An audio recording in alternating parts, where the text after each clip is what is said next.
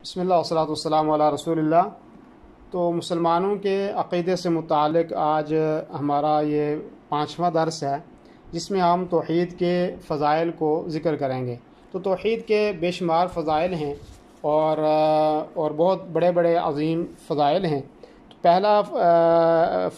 جو فضل ہے یا پہلی جو دلیل ہے اس کی فضیلت کی، وہ اللہ رب العالمین نے سورہ الانعام کی آیت نمبر 82 کا ذکر کیا ہے، جس میں اللہ فرماتا ہے الذین آمنوا، وہ لوگ جو ایمان لائے، ولم یلبسوا ایمانہم بظلم، اور انہوں نے اپنے ایمان کے ساتھ شرک کو خلط ملط نہیں کیا۔ یہاں ظلم سے مراد شرک ہے۔ تو وہ لوگ دنیا میں بھی امن و امان والے ہیں، ان کے لیے دنیا میں بھی امن ہے، اور وہی ہدایت یافتہ جو ہیں وہ لوگ ہیں۔ تو اس سے یہ ثابت ہوا کہ جو لوگ اللہ پر ایمان لاتے ہیں، اللہ کے ساتھ شرک نہیں کرتے ہیں، تو وہ لوگ جو ہیں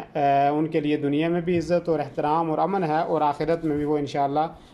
ہدایت یافتہ ہوں گے، فائدہ اٹھانے والے۔ اسی طریقے سے جو ہے دوسری حدیث ہے جو بخاری اور مسلم کی روایت ہے، جس میں اللہ کے نبی صلی اللہ علیہ وسلم نے فرمایا کہ من شہد اللہ الہ الا اللہ وحدہ لا شریک لہ وان محمدا عبدہ ورسولہ، جس شخص نے اس چیز کی گواہی دی کہ اللہ رب العالمین اکیلا ہے اور اس کا کوئی شریک اور ساجی نہیں ہے، اور محمد صلی اللہ علیہ وسلم اللہ کے بندے اور اس کے رسول ہیں، اور پھر یہ بھی کہا وان عیسی عبد اللہ ورسولہ، عیسیٰ علیہ السلام اللہ کے بندے اور اس کے رسول ہیں۔ محمد صلی اللہ علیہ وسلم بھی اللہ تعالیٰ کے بندے ہیں اور اس کے رسول ہیں، اور عیسیٰ علیہ السلام بھی اللہ کے بندے اور اس کے رسول ہیں۔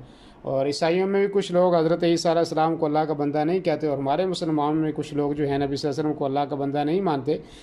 جبکہ اس حدیث میں ان چیزوں کو جن چیزوں کو ذکر کیا گیا ہے، اگر ان چیزوں کا آدمی عقیدہ رکھے گا، یعنی اللہ کے نبی کو بھی اللہ کا بندہ وہ مانے گا، اور عیسیٰ علیہ السلام کو بھی اللہ کا بندہ کہے گا، اور یہ کہے گا کہ وَكَلِمَتُهُ، اور اس کا کلمہ ہے القاها الی مریم وروح منہ، جس کو مریم تک پہنچایا تھا اور اس کی ایک روح ہیں، ٹھیک ہے نہیں۔ تو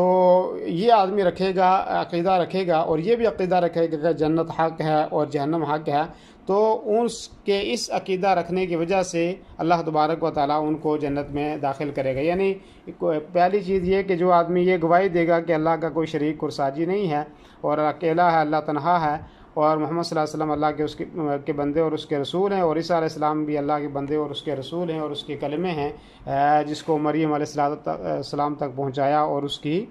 روح ہیں، اور جنت حق ہے اور جہنم حق ہے، تو اس آدمی کے اس عقیدہ رکھنے کی وجہ سے وہ آدمی جنت کے اندر داخل ہوگا۔ اسی طریقے سے ایک حدیث میں ہے کہ جس نے لا الہ صدق کے دل سے کہا تو وہ آدمی انشاءاللہ ضرور جنت کے اندر داخل ہوگا۔ اور ایک اور حدیث ہے جو حضرت معاذ بن جبل رضی اللہ عنہ کی حدیث ہے، جس میں وہ کہتے ہیں کہ میں نبی کریم صلی اللہ علیہ وسلم کے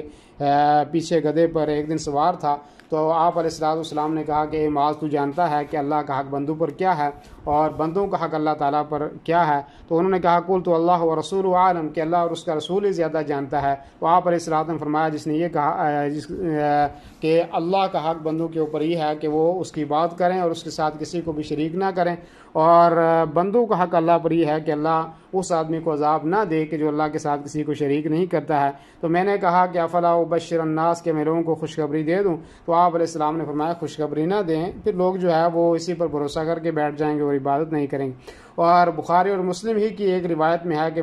فإن اللہ حرم النار علی من قال لا الہ الا اللہ یبتغی بذلک وجہ اللہ، کہ اس آدمی کے اوپر اللہ تعالیٰ نے جہنم کی آگ کو حرام کر دیا ہے جس نے لا الہ الا اللہ کہا اور اس نے اللہ کی رضا چاہتا ہو وہ، اور کوئی اس کو